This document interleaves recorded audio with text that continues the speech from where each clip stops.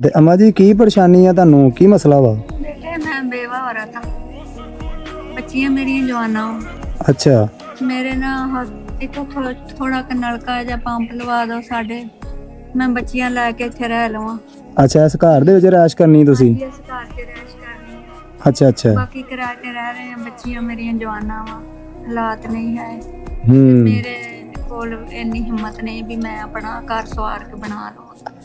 ਹੁਣ ਤੁਸੀਂ ਚਾਹੁੰਦੇ ਆ ਕਿ ਤੁਹਾਨੂੰ ਇੱਥੇ ਇੱਕ ਨਲਕਾ ਲਵਾ ਦਈਏ जी जी ਤੇ ਇੱਕ ਤੁਹਾਨੂੰ ਵਾਸ਼ਰੂਮ ਬਣਾ ਦਈਏ जी ਤਾਂ ਕਿ ਤੁਸੀਂ ਰਹਿਣ ਦੇ ਕਾਬਲ ਹੋ ਜਾਓ। जी हाँ जी ਸ਼ੂਗਰ ਤੇ ਰਕਾਨ ਕਹਿੰਦੇ ਤੁਸੀਂ ਤੁਹਾਨੂੰ? हाँ जी हाँ जी काला ਅੱਛਾ ਉਹ ਵਾ ਤੇ ਸ਼ੂਗਰ ਵਾ।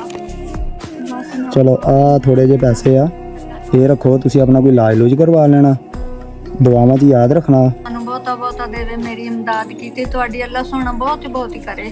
ਆਮੀਨ। ਹਾਂਜੀ ਬੇਟੇ ਚਲੋ ਮਾੜਿਆਂ ਦੀ ਇਮਦਾਦ ਕਰਨਾ, ਅੱਲਾ ਸੋਹਣਾ ਤੁਹਾਡੀ ਕਰੇ, ਕਿੰਨੀ ਕੁ ਇਮਦਾਦ ਕਰ ਦੋ। ਆਮੀਨ ਇਨਸ਼ਾਅੱਲਾ ਜ਼ਰੂਰ। ਤੰਦਰੁਸਤੀ ਮੈਂ ਨਾ ਅੰਮਾ ਜੀ ਤੁਹਾਨੂੰ ਇੱਕ ਨਲਕੇ ਦਾ ਤੇ ਇੱਕ ਤੁਹਾਨੂੰ ਵਾਸ਼ਰੂਮ ਦਾ ਇਹ ਇਨਸ਼ਾਅੱਲਾ ਮੈਂ ਕਰਕੇ ਦਿੰਦਾ ਤਾਂ ਕਿ ਤੁਸੀਂ ਆਪਣੀਆਂ ਜਵਾਨ ਜਿਹੜੀਆਂ ਬੇਟੀਆਂ ਸਾਡੀਆਂ ਭੈਣਾਂ ਨੇ ਉਹ ਆਪਣੇ ਘਰ ਦੇ ਵਿੱਚ ਬਹਿਣ, ਬਜਾਏ ਕਿਸੇ ਘਰ ਦੇ ਵਿੱਚ ਰਹਿਣ ਤੋਂ ਆਪਣੇ ਘਰ ਦੇ ਵਿੱਚ ਨਾ ਬੰਦਾ ਚੰਗਾ ਹੋਵੇ ਜਾਂ ਮਾੜਾ ਹੋਵੇ, ਜਗ੍ਹਾ ਆਪਣੀ ਹੋਣੀ ਚਾਹੀਦੀ ਹੈ।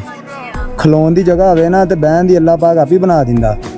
ਤੇ ਇਨਸ਼ਾਅੱਲਾ ਤੁਹਾਨੂੰ ਇੰਨਾ ਕੁ ਕਰ ਦਿੰਦੇ ਆ ਤਾਂ ਕਿ ਤੁਸੀਂ ਆਪਣੀਆਂ ਬੱਚੀਆਂ ਲੈ ਕੇ ਆਪਣੇ ਘਰ ਦੇ ਵਿੱਚ ਰਹੋ, ਨਾ ਤੁਹਾਨੂੰ ਕਿਸੇ ਦੀ ਗੱਲ ਸੁਣਨੀ ਪਵੇ, ਨਾ ਤੁਹਾਨੂੰ ਕਿਸੇ ਦਾ ਤਰਲਾ ਕਰਨਾ ਪਵੇ।